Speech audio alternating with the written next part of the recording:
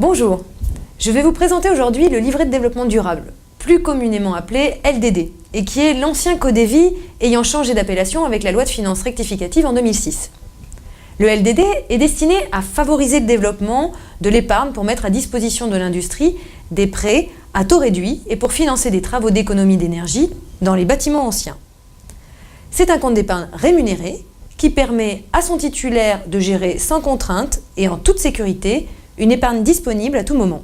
Pour ouvrir un LDD, vous devez être soit un majeur ayant son domicile fiscal en France, soit un mineur disposant de revenus personnels et ayant demandé une imposition séparée.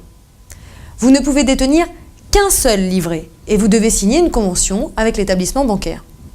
Dans cette convention, vous déclarez sur l'honneur que vous avez votre domicile fiscal en France, que vous ne détenez aucun autre LDD dans quelque établissement que ce soit. Il est possible de cumuler un LDD avec un livret A ou un livret bleu. Par ailleurs, contrairement aux autres livrets, il est impossible de remettre un relevé d'identité bancaire au titulaire et donc de domicilier des prélèvements automatiques sur un LDD. En cas de décès du titulaire, le livret n'est pas transmissible. Seules les sommes déposées augmentées des intérêts courus font l'objet d'une mutation soumise au droit d'enregistrement. Les versements. Le montant du versement initial n'est pas fixé par la loi, mais les banques exigent en général un dépôt minimum de 15 €. Le montant maximum des dépôts est limité à 12 000 €, hors capitalisation des intérêts depuis le 1er octobre 2012. L'article L221-27 du Code monétaire et financier, le régissant dispose que les versements effectués sur un livret de développement durable ne peuvent porter le montant inscrit sur le livret au-delà d'un plafond fixé par voie réglementaire.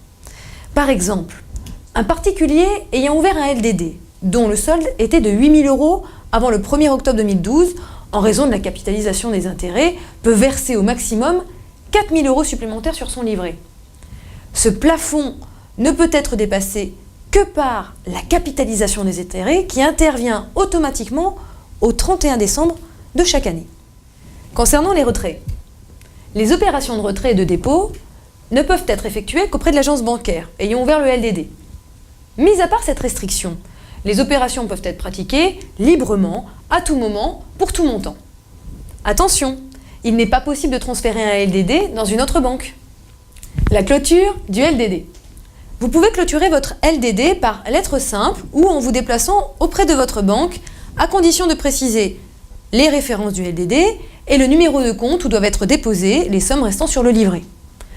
En cas de clôture du LDD, en cours d'année, les intérêts sur la période courue depuis le début de l'année sont crédités au jour de la clôture. La rémunération de l'épargne. Les intérêts sont calculés toutes les quinzaines, le 1er et le 16 de chaque mois. Les sommes retirées cessent de produire des intérêts le 1er ou le 16 du mois précédant le retrait.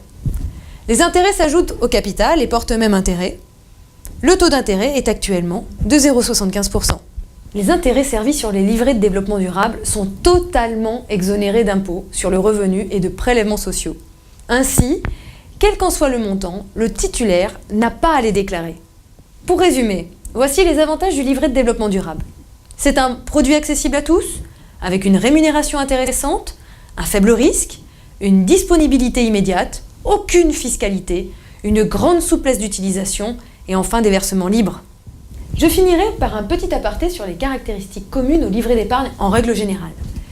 Les comptes épargne, appelés aussi livrets d'épargne, sont des formules de placement qui présentent des caractéristiques voisines.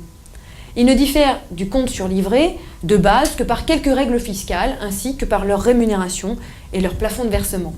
Si ce type de placement vous intéresse, n'hésitez pas à vous rapprocher de votre banque ou de votre conseil habituel qui sera à même de répondre à l'ensemble de vos interrogations sur le livret de développement durable.